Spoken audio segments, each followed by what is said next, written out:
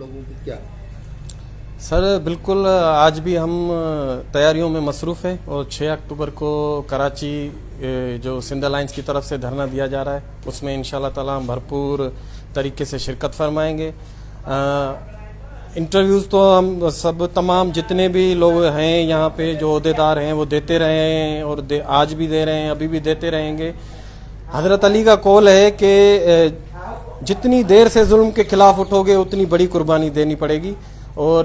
یہ اب ہمیں ڈیسائیڈ کرنا ہے یہ قربانیاں ہم دیں گے یا آنے والی نسل دے گی. تو میری یہ تمام جتنے بھی امپلائیز ہیں سندھ کے, پوری سندھ کے امپلائیز, ان کو میری التجا ہے, اور جو اسپیشلی جو اساتذہ اور جو نیو اپائنٹیز ہیں جو 2022 میں اپائنٹ ہوئے ہیں آئی بی اے کے تھرو, اسپیشلی نوجوانوں کو میری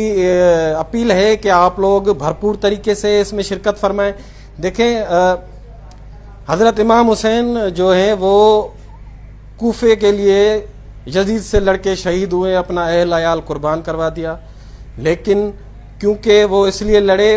ان کو پتا تھا کہ وہ مظلوم ہیں اور یزید ظالم ہے, تو وہ ان کے خلاف کھڑے ہوئے, وہ لڑے اور شہید ہو گئے. وہ کوفیوں کو جانتے بھی نہیں تھے پھر بھی وہ لڑے, وہ دوسروں کے حقوق کے لیے لڑے اور ہمیں بتا کر کہے کہ زندگی ایسے جی جاتی ہے, دوسروں کے لیے جینا ہی زندگی کا نام ہے.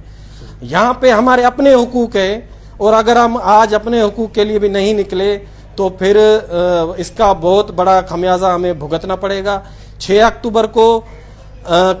قافلے کی شکل میں حسینی قافلہ ہمارا اور آپ کا, ہم اس قافلے کی شکل میں وہاں پہ انشاءاللہ تعالی موجود ہوں گے اور یزید کو شکست دے کر ہی لوٹیں گے انشاءاللہ تعالی. آپ کیا میسیج دو گے ان کو جو اپنا یعنی کہ خود ساختہ طور پہ, کیونکہ سیکنڈری سائڈ بھی ہے اور مختلف ڈپارٹمنٹ سے اپنی گاڑیاں لے کے جا رہے ہیں, تو ان کو میسج کیا دو گے کہ وہاں پر ڈٹ کے رہنا ہے, واپسی بالکل بالکل یعنی کہ معاملات طے نہیں ہوں گے تب تک واپسی بالکل, جب تک ہمیں نوٹیفیکیشن نہیں دیا جائے گا ہم وہاں سے تس سے مس نہیں ہوں گے, ہم وہاں سے ہلیں گے بھی نہیں. یہ ہمارے حقوق کی جنگ ہے, ہمارے مستقبل کی جنگ ہے. اگر ہم وہاں سے بغیر نوٹیفیکیشن کے لولی پاپ لے کر آ گئے تو